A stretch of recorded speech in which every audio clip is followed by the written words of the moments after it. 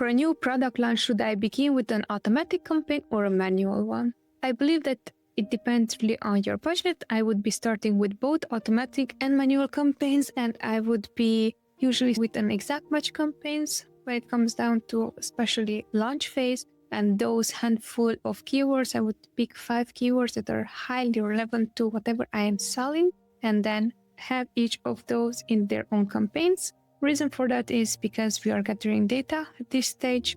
So we want to know for each of the keywords, how are we converting, how many clicks does it take. So in this case, you would have 5 campaigns and each campaign would have a $10 budget, let's say. And then what else you can do, you can create an auto campaign that has all the match types and has a very low bid.